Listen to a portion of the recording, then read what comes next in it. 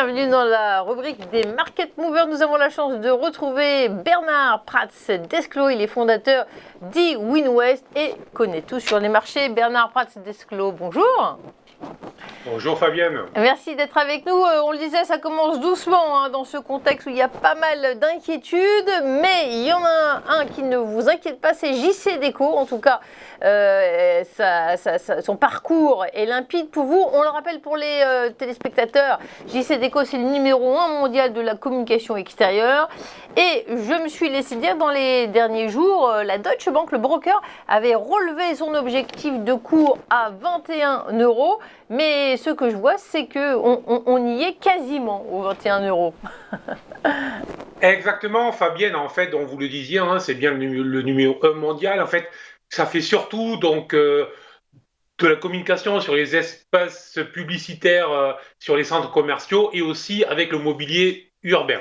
Alors, sur la semaine dernière, si j'en parle dans ce début de semaine, c'est une des plus fortes baisses du service à règlement différé, le fameux SRD, et puisque la valeur donc chute quand même de plus de 10%, donc une lourde chute sur la semaine, notamment en raison de son exposition en Asie.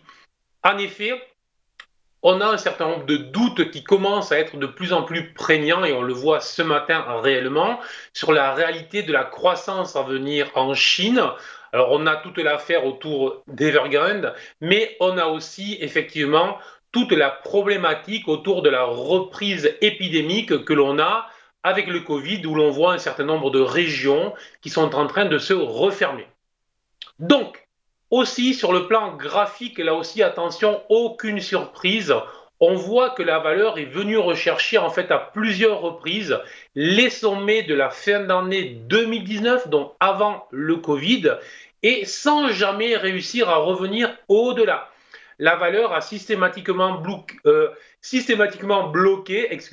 donc bloqué sous les 26,50 €. Et très clairement, ça c'était un signal d'alerte. On a eu ensuite, lorsqu'on regardait bien, on avait sur ces niveaux-là une oblique résistance qui a joué son rôle, autrement dit, elle a résisté. Et enfin, on voit désormais, avec la baisse de la semaine dernière dont je vous parlais, que la valeur est venue s'affranchir désormais de deux supports cruciaux. Premier support à 22 €, qui avait été un support très important en 2019, puis avait été résistance juste après l'annonce du vaccin de Pfizer, donc en novembre 2020, et depuis de nombreux mois désormais, en fait, c'était une zone pivot. Le franchissement de ce support est une alerte très claire, et si on y ajoute la moyenne mobile 200 qui était située autour de ces niveaux, on voit bien là qu'on a une alerte sérieuse sur la valeur. On pourrait avoir une accélération rapide sur les 18 €, voire sous ce niveau-là. Donc très clairement, attention, on a une valeur en train de se retourner brutalement, violemment.